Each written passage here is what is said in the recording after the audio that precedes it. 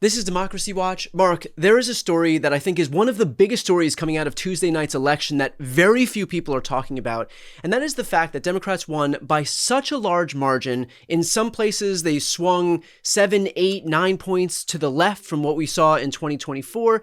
And so in light of that, I'm thinking about the maps that were redrawn in a place like Utah, for example. A judge ordered the Utah map to include one Democratic district. Utah Republicans decided to get cute. They said, we're not going to draw one Democratic district. Instead, we're going to try to draw a gerrymander where we can gerrymander all 4 districts. And so 2 of their districts in Utah in this new map now include an R+2 district and an R+6 district.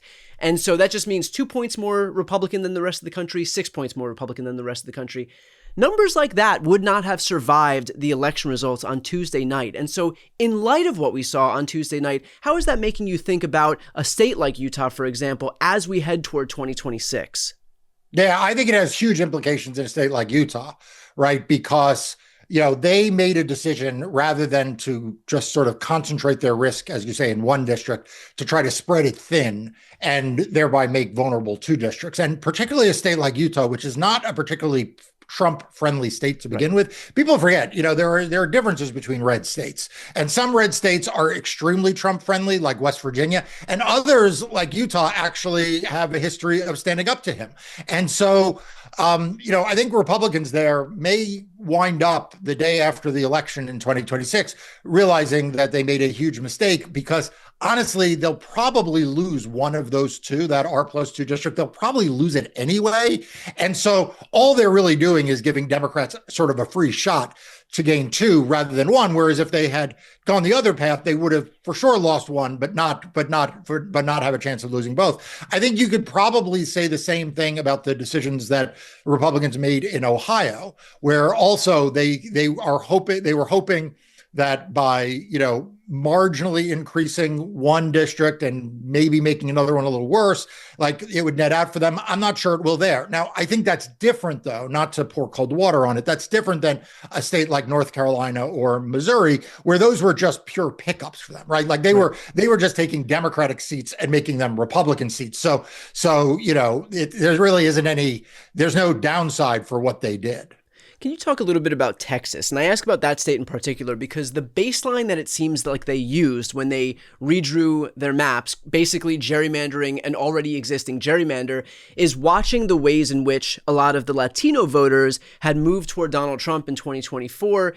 And so those new maps use that as a baseline, but we've seen major swings back to the left, at least on Tuesday, among all populations, but especially among the Hispanic populations where they were voting. And so can you talk about what we might expect to see in Texas, given the fact that they did use that 2024 election as their baseline? Yeah. So, Texas is a lot more complicated. I mean, it's a very big state. It's a very diverse state. The Latino population is quite large. It's also very diverse. And there are really 2 things that happened on Tuesday that I think should cause Republicans in Texas to be very worried. The first is, as you say, there was kind of a uniform swing of Latino voters against them. And you saw that in places that have large Latino populations in New Jersey and Virginia. You also saw it in places that have smaller Latino populations, but where the Latino population is more well established, less immigrant focused. And you also saw those swings. You also, by the way, saw similar swings in other immigrant communities, not just Latino communities, but Asian American communities, South Asian American communities, right? So Texas may be setting itself up for a bad surprise for Republicans. The other thing, though, that I have not heard talked about in the media, and part of it is I think that, they're sort of overwhelmed with everything that's happening. The second is the data is not all in, but it's pretty clear that we also saw higher turnout. And so part of the game that Republicans in Texas have played, and they played this under the old map too, by the way, is that they made certain assumptions about what the rate of participation would be of Latinos, because historically voter turnout rates among Latinos in certain communities in Texas were just lower. They were just lower rates. Of the eligible population, fewer voters chose to vote, particularly in midterm elections. And, at least anecdotally, as I look at the results in Virginia, which I'm very familiar with because I live there, and New Jersey, which I'm very, very familiar with because I grew up around there and have done a lot of politics in New Jersey, the turnout rates were actually pretty strong among the Latino community for a midterm election. I mean, I think it's one of the underreported stories of this election was that it's not like, Democrats won because high propensity, highly educated voters voted, but that lower propensity voters, that are less tuned in didn't vote. I mean, you look at the turnout rates in New York City, you look at the turnout rates in Virginia, you look at the turnout rates in New Jersey, and even, Brian, I did a little bit of an estimate based on what we've seen in California. These were very high turnout rates for, what was on the ballot. And if that persists into 2026, that's the other thing that could lead to an unwelcome surprise for Republicans in Texas.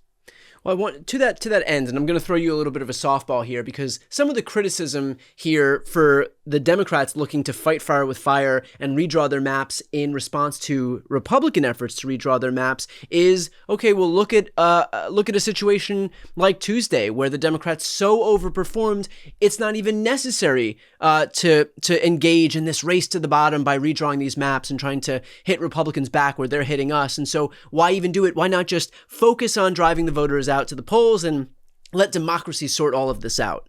All right, that's fucking stupid. Okay. And I know who you're referring to because I saw the social media post from the Senate president in Maryland. That's right. And I'm going to put that tweet right up here on the screen. This tweet is from Bill Ferguson. Tonight's resounding Democratic victory shows we don't need to rig the system to win. When we provide a better vision about the future, lower costs, better services, and real solutions to protect against Trump, voters overwhelmingly choose our leadership. So I guess the simpler question here is, what is your response to folks like Bill Ferguson who say that we don't need to engage in this? We'll just let democracy sort itself out. Let me tell you something about democracy sorting itself out.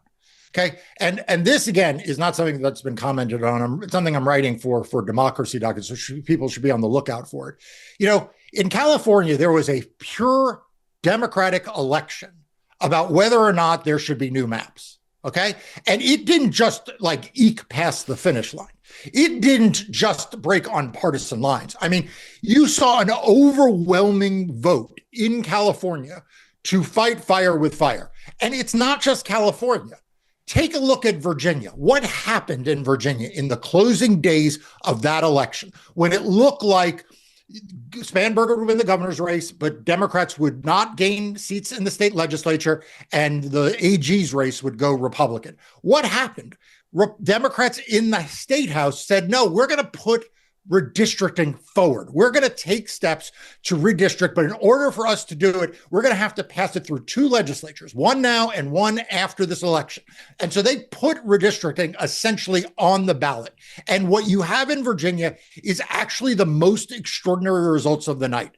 Democrats have 64 seats in the state house. 63, 64, someplace between those two. Okay. But let's even say it's 63. That is a historic number. Okay. There's only 100 seats in the state legislature, in the state house in Virginia, and Democrats gained 13 or 14 seats. And the only thing that was driving those elections beyond what was happening at the very top of the ticket was this referendum, I call it, on redistricting. So for Mr. Ferguson or anyone else to say that somehow this is being done in the back rooms without there being democracy behind it, I ask you to tell that to the millions of people in California and the millions of voters in Virginia who are standing up for democracy. They are standing up for democracy because they don't want Donald Trump to be able to govern like a dictator. They don't want him and his Republican cronies to be able to rig the elections. And they don't want Republicans to be able to steal the House of Representatives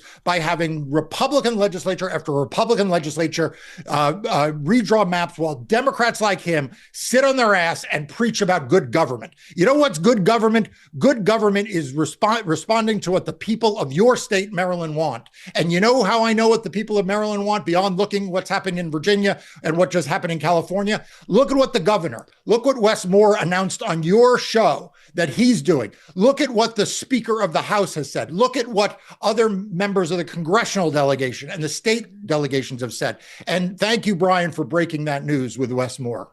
And I would note to that exact point, Bill Ferguson is not unaccountable to folks. And so for anybody watching right now, if you have a moment, you can pull out your phone and you can call his office and make sure that he understands where we all sit on this scenario, which is, we can either do nothing, capitulate to Republicans who are redrawing maps right now. They've done it in Texas, they've done it in North Carolina, in Ohio, and in Missouri, and they promised to do it in more states. We should be on the lookout for Florida, or we can actually fight back. That's it. Like, I would love to be in a world where those weren't the only two choices. But the reality is this is a binary choice right now. It's either fight back or do nothing, capitulate to the Republicans and let them win. So if you want to voice your concerns to Bill Ferguson, his number is 410-841-3600. Again, I'm going to put that number right here on the screen, 410-841-3600.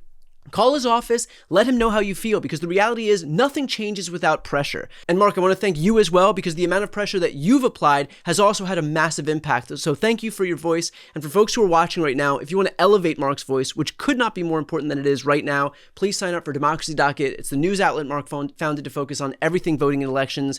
I'm going to put that link right here on the screen and also in the post description of this video. It's a resource that I use on a daily basis. Could not recommend it higher. I'm Brian Tyler Cohen. I'm Mark Elias. This is Democracy Watch.